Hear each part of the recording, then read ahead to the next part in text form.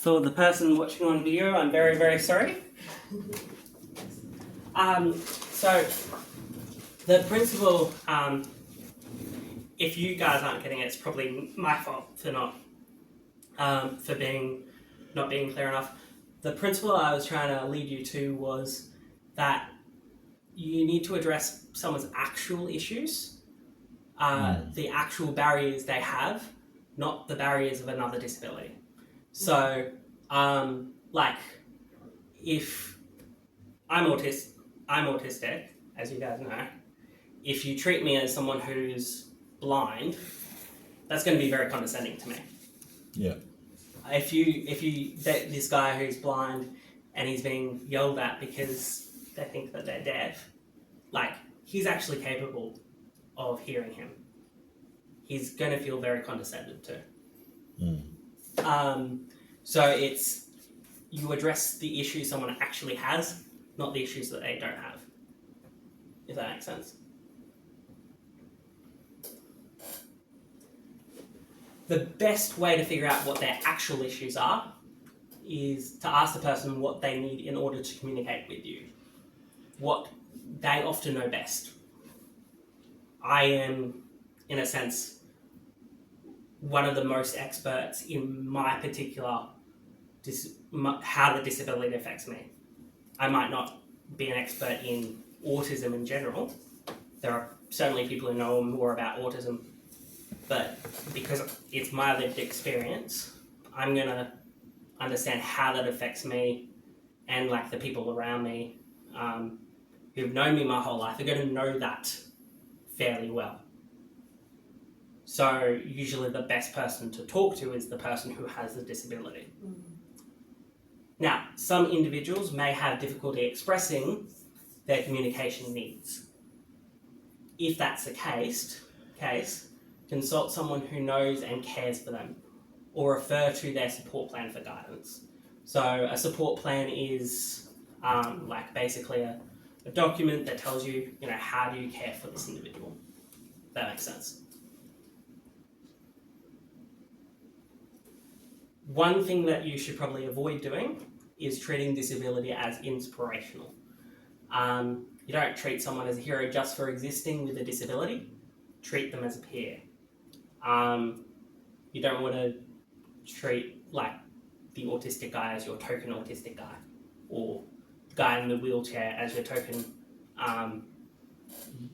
disabled person in a wheelchair. Like, that's treating them as a means for your reputation rather than an end. And you don't want to treat people as, you want to treat people as ends, not means.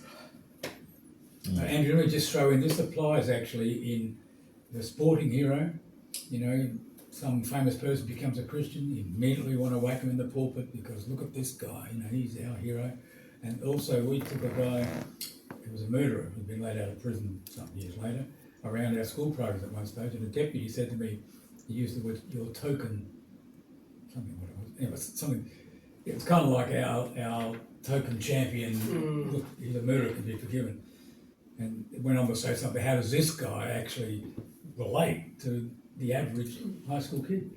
There's not many of them are going to become murderers, So it made me think a bit, like, do we just take people like this and somehow use them? Yeah. Like a mascot. Yeah, or something along those lines. I mean, I think there's a time and a place where you can utilize it for the sake of the gospel. Like I did testimony at BST, my Bible college, just talking about how like I was able to go into ministry with OAC despite my autism, and that was very encouraging for people, and people and I made the personal choice to do that.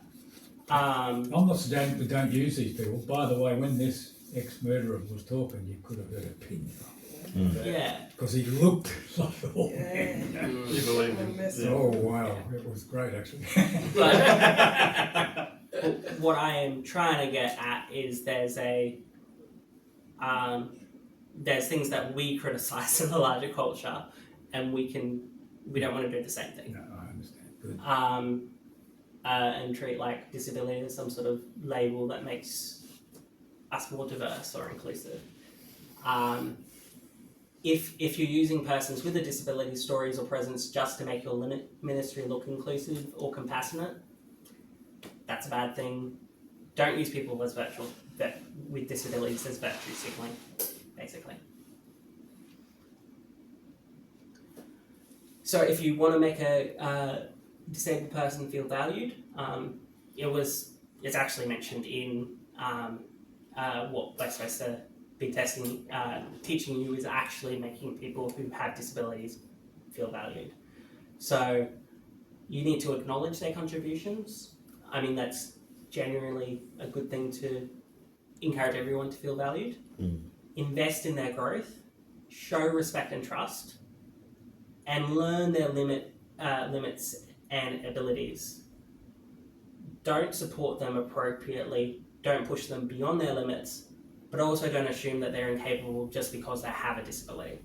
So, like, I was having a conversation with Jason in the car the other day, and I'm pretty sure Jason's comfortable with me sharing this, but he was talking about how he wasn't going to get me a laptop because he knew I'd break it, and that would be setting me up for failure. But Jason's also been a person who's been super positive in encouraging me to do more and pushing me to not just stay at the level that I currently am. But he needs to do both of those things to care for me and make me feel valued. Because if he just let me expected more than I could do, then that's not good. So Kahoot again.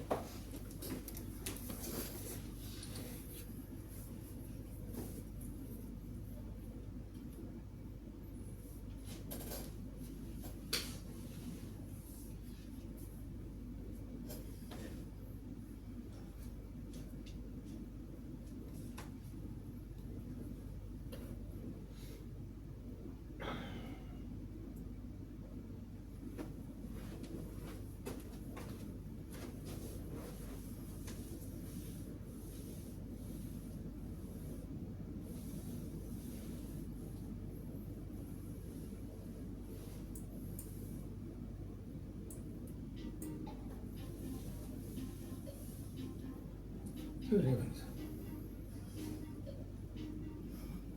That's everyone? No. But no one. Cool.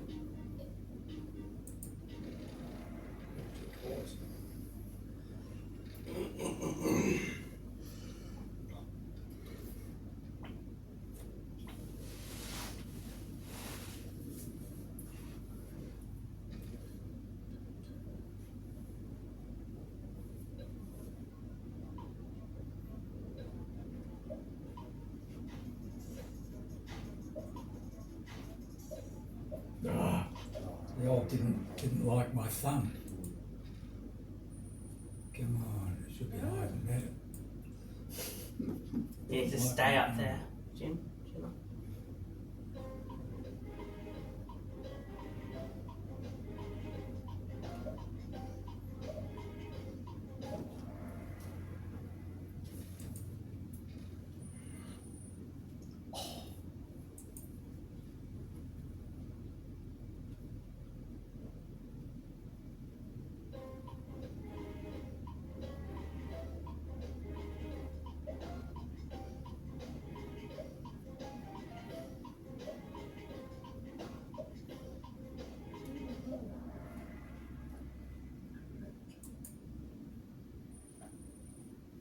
See you later, Jim.